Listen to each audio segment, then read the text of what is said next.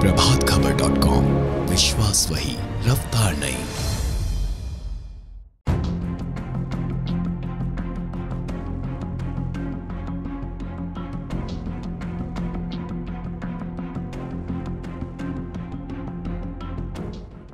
अफगानिस्तान पर तालिबान के कब्जे के बाद बड़ी संख्या में लोग वहां से दूसरे देशों में शरण ले रहे हैं।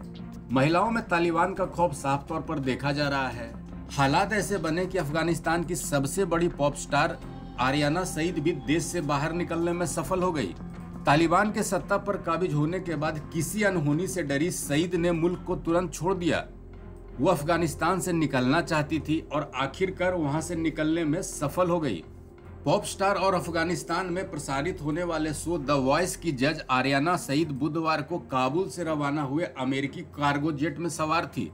अब वो तुर्की की राजधानी इस्तांबुल पहुंच चुकी हैं। आरियाना सईद ने इंस्टाग्राम फॉलोअर्स को अपनी खैरियत बताई। उन्होंने लिखा कि वो कुछ भयानक रातों से निकलकर कतर पहुंच चुकी हैं। अब इस्तांबुल के लिए अपनी आखिरी उड़ान का इंतजार है।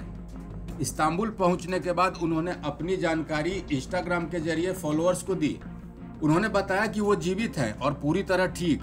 उन्होंने लिखा कि कुछ भयानक रातों के बाद वो कतर पहुंच चुकी हैं और इस्तांबुल के लिए अपनी आखिरी उड़ान का इंतजार कर रही हैं। इस्तांबुल पहुंचकर उन्होंने वहां पहुंचने की जानकारी भी दी।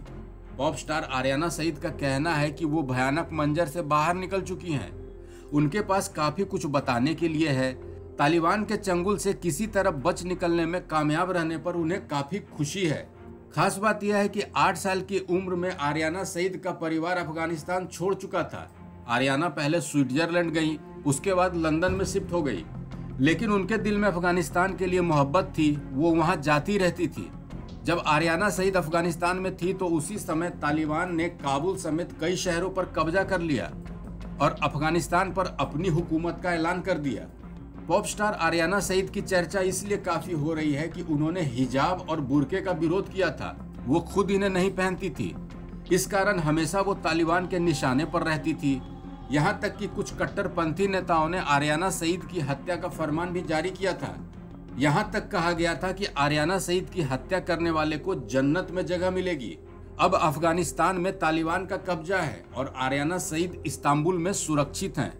सवाल यह है कि अभी अफगानिस्तान में जो महिलाएं रह रही हैं उनका क्या होगा। इस अपडेट में इतना ही। बने रहिए हमारे साथ। प्रभातखबर.com, विश्वास वही, रफ्तार नहीं।